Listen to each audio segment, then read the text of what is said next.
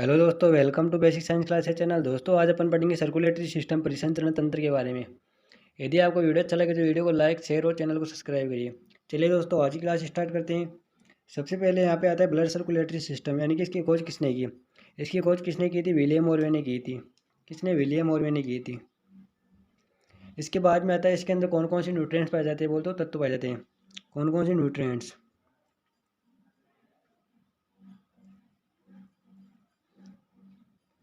Nutrients देखो इसके अंदर पाए जाते हैं। एक तो पाए जाते हैं गैस, गैस देखो O2 और CO2। और इसके अंदर यानी कि नाइट्रोजन वेस्टेज पदार्थ के रूप में पाया जाता है। क्या पाया जाता है? नाइट्रोजन वेस्टेज के रूप में पाया जाता है। फिर इसके अंदर आता है यानी कि परिसंचरण किस प्रकार से होता है, यानी कि इसमें दो प्रकार से परिसंचरण पाया जाता है। यानी कि कौन कौन सा? देखो, परिसंचरण तंत्र सर्कुलेटरी सिस्टम दो प्रकार से पाया जाता है, एक तो खुला और एक बंद परिसंचरण तंत्र। खुले को अपन ओपन बोलते हैं, ओपन परिसंचरण, ओपन सर्कुलेशन, और क्लोज सर्कुलेशन।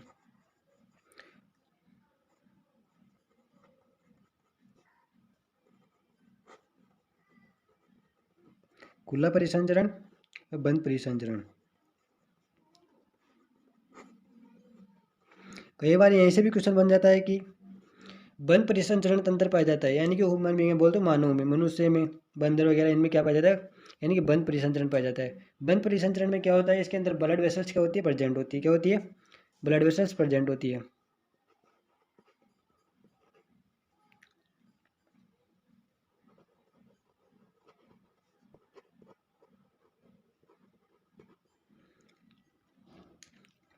और ओपन परिसंचरण बोलते हो, खुला परिसंचरण में क्या होता है? यानी कि ब्लड वेसल्स एब्सेंट होती है। तो इसमें क्या होता है? यानी कि खुला परिसंचरण होता है,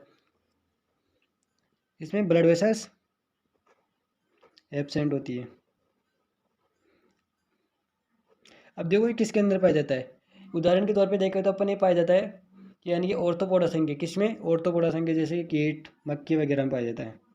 ऑर्थोपोडा संघ के जंतु में पाया जाता है। ऑर्थोपोडा संघ के जंतु में पाया जाता है, बोल दो मक्खी, कीट, मक्खी वगैरह में।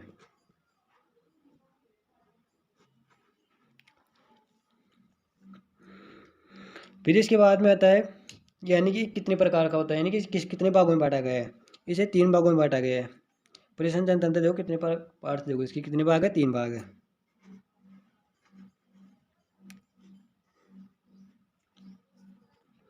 इसमें देखो फर्स्ट आता है कौन? हार्ट, वो तो हृदय। सेकंड आता है ब्लड वेसल्स,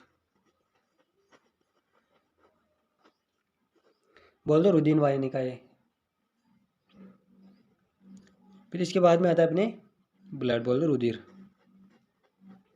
अब अपन इनके बारे में एक एक करके समझेंगे। देखो, अब अपन सबसे पहले देखते हैं ब्लड, रुधिर के बारे में। यहाँ पे देख लेते हैं ब्लड।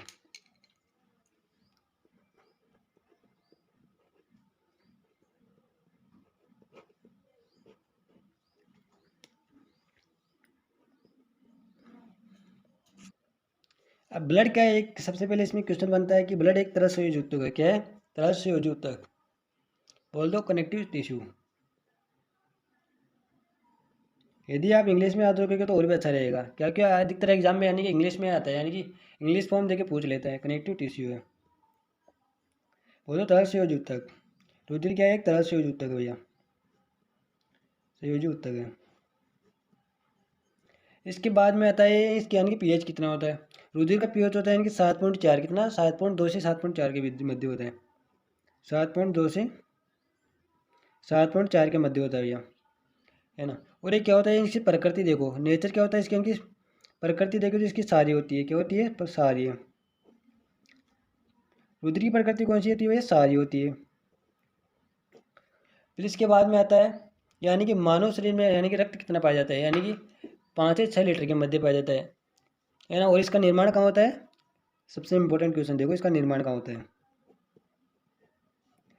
निर्माण होता है इसका रेड बोन मेरो में, बोल दो लाल अस्थि मज्जा में, रेड बोन मेरो।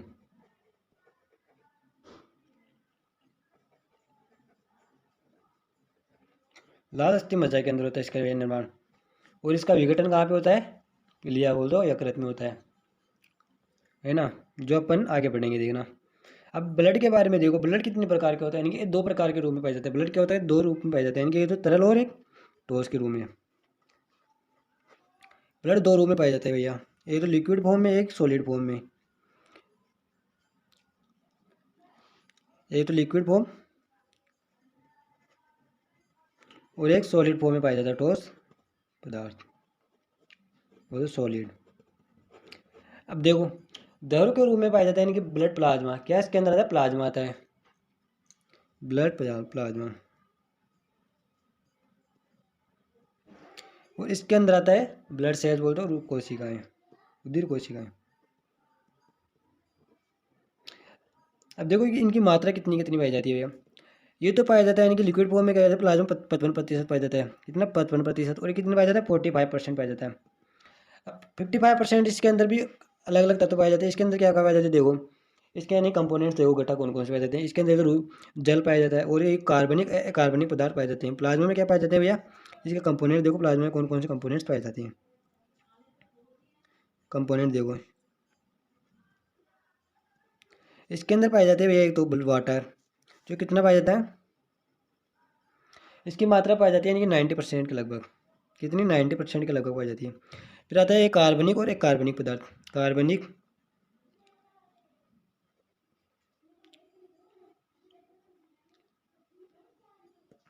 और एक कार्बनिक।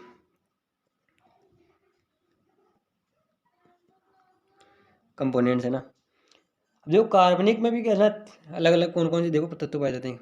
इसके अंदर आ जाता है देखो, प्लाज्मा प्रोटीन आ जाती है, ग्लूकोज, एमिनो एसिड और हार्मोन्स वगैरह पाई जाती हैं कार्बनिक में। वाटर कितना हो गया, 90% हो गया। कार्बनिक में आता है यानी कि प्लाज्मा प्रोटीन आ जाती है देखो, प्लाज्मा प्रोटीन जो कितनी परसेंट पाई जाती है, 7% पाई जाती है। और आता है यानी ग्लूकोज आता है इसके अंदर, ग्लूकोज, हार्मोन आ जाते हैं। हार्मोन के अलावा इसके अंदर एमिनो एसिड आ जाते हैं, और एक कार्बनिक पदार्थ बोल दो, कैल्शियम, मैग्नीशियम वगैरह वगैरह, कैल्शियम, मैग्नीशियम, पोटेशियम आदि।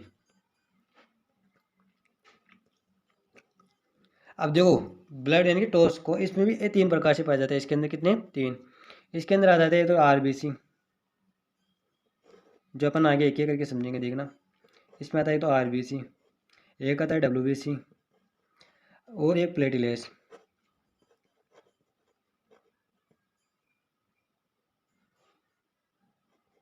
स्पेलिंग देख लेना एक बार। अब आरबीसी फुल फॉर्म तो आपको पता होगा, यानी red blood cells, white blood cells और प्लेटिलेट्स बोल दो, लाल रुधिर कणिकाएं और श्वेत रुधिर कणिकाएं, जो अपन आगे पढ़ेंगे इनके बारे में एक एक करके। यानी कि बहुत बड़ा चैप्टर है और बहुत ईजी है। यदि आपको एक बार इस वीडियो को आप अच्छे से देख लोगे तो आपको सब कुछ समझ में आ जाएगा। चलिए अपन आगे देखते हैं। देखो आप क्या करते हैं, आरबीसी के बारे में देखते हैं। पहले सबसे पहले अपन देखें यानी ब्लड सेल्स। ब्लड सेल्स में कौन सा सबसे पहले आता है अपने, आरबीसी। इसके 3 भाग हो गए ना, आरबीसी, डब्ल्यूबीसी और प्लेटलेट्स। आरबीसी देखो, आरबीसी फुल फॉर्म क्या होती है, रेड ब्लड सेल्स होती है ना। और इससे यानी इसका नाम हो जाएगा, नहीं नाम होता है इरिथ्रोसाइट। क्या होता है, इरिथ्रोसाइट। आरबीसी का होता है इरिथ्रोसाइट, डब्ल्यूबीसी का होता है इरिथ्रोसाइट, ल्यूकोसाइट, और इसका होता है थ्रम्बोसाइट। प्लेटलेट्स का क्या होता है, थ्रम्बोसाइट। तो देखो इरिथ्रोसाइट देखो, इरिथ्रो थ्रो सॉरी इरिथ्रोसाइट, इरिथ्रोसाइट।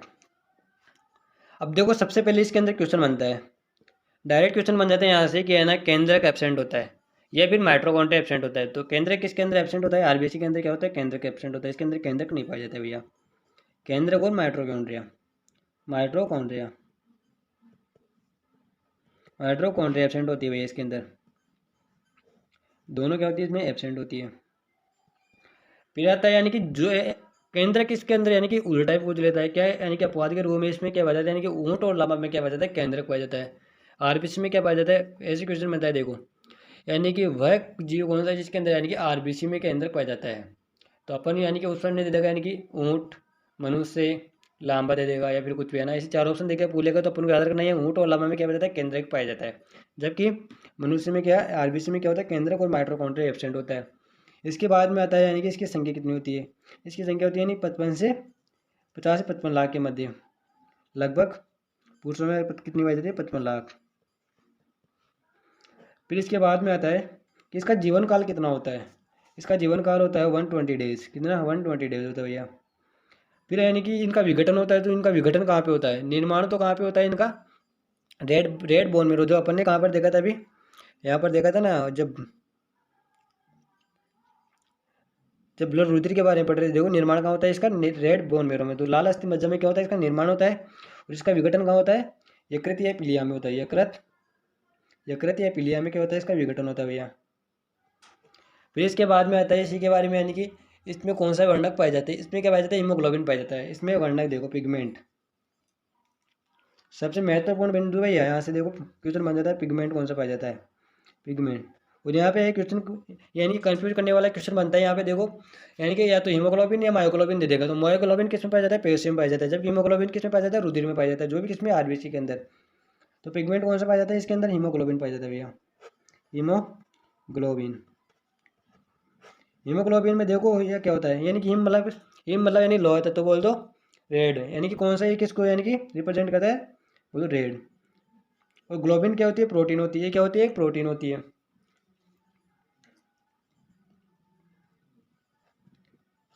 बोल दो हिम, बोल दो आयरन। यानी कि रुधिर का लाल रंग किसके कारण होता है? यानी कि हीमोग्लोबिन के कारण ही इसका क्या होता है? लाल रंग होता है ना इसमें। फिर इसके बाद में आता है WBC, जो अपन क्या देखेंगे अगले वीडियो में देखेंगे। क्या भी वीडियो ज़्यादा लॉन्ग हो जाएगा तो आपको समझने में परेशानी होगी, तो अपन अगले वीडियो में लेके आएंगे WBC के बारे में।